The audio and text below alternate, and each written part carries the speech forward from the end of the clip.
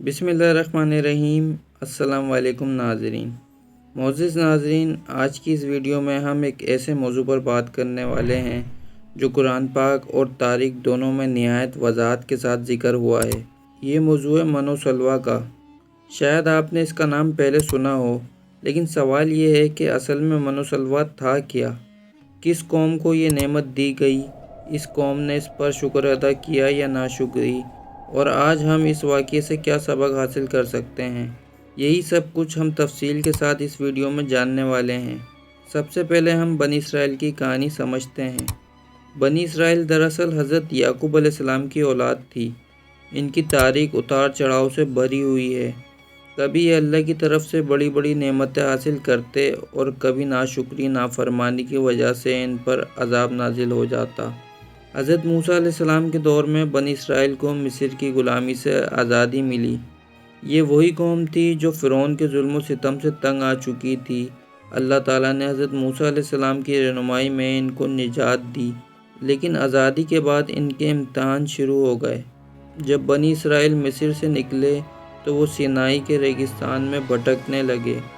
वहाँ पानी, खाने पीने और आराम व सुकून की सहूलतों की सख्त कमी थी।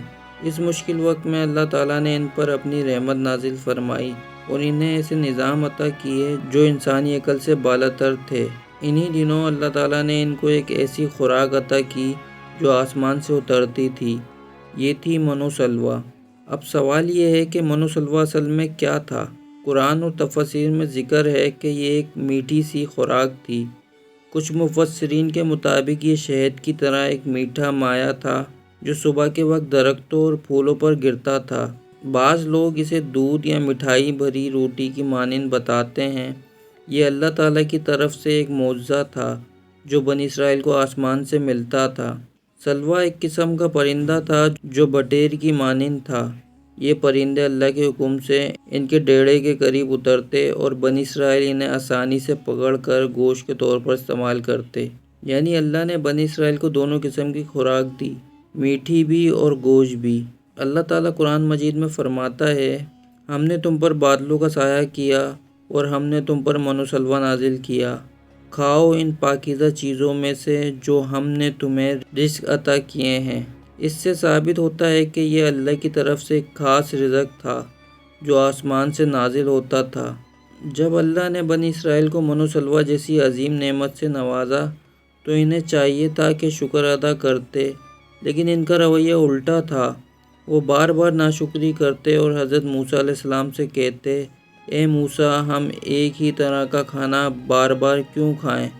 अपने रब से दुआ करो कि हमें ज़मीन की सब्जियां, खीरे, लहसुन, मसूर और प्याज मिले। यानी इन्होंने अल्लाह की अजीम नेमत को हकीर जाना और दुनिया की छोटी छोटी चीज़ों को तरजीह दी। मनो सलवा एक मौजज़ाती खुराक थी। आम तौर पर खाना इंसान को मेहनत और कोशिश से मिलता है, लेकिन ये खाना आसमान से उतर कर आता था। इससे ये साबित होता था कि अल्लाह ताला जब चाहे अपने बंदों को अपने ख़जाने से रिज़्क़ अता कर सकता है। ये इंसान के लिए एक इम्तिहान भी था कि वो शुक्र अदा करता है या नाशुक्री। दोस्तों, अब सवाल ये है कि मनो सलवा का वाक़या सिर्फ़ तारीख़ का एक किस्सा है या इसमें हमारे लिए भी सबक है? हमें अल्लाह की हर नेमत का शुक्र अदा करना चाहिए, चाहे वो छोटी लगे या बड़ी। जो लोग नाशुक्री करते हैं, इनकी नेमतें छीन ली जाती हैं।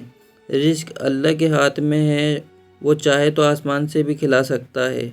दुनिया की छोटी छोटी चीज़ों के लिए अल्लाह की बड़ी बरकतों को छोड़ देना सबसे बड़ी बेवकूफ़ी है।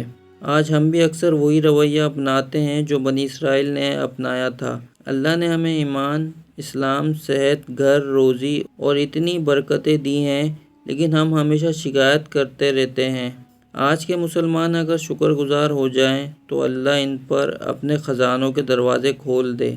दोस्तों, ये था मनो सलवा का वाक़या, एक अजीम मौजज़ा, एक अजीम सबक। कुरान में ये वाक़या सिर्फ़ इसलिए बयान नहीं किया गया कि हम सुनें और भूल जाएं, बल्कि इसलिए कि हम इससे सबक हासिल करें।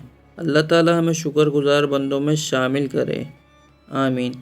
मोअज़्ज़िज़ नाज़रीन, ये थी हमारी आज की वीडियो। अगर आपको हमारी वीडियो पसंद आती है तो इस वीडियो को लाइक, शेयर और हमारे चैनल को सब्सक्राइब ज़रूर कर लीजिएगा। یقین جانیں ہمیں اس سے بہت موٹیویشن ملتی ہے۔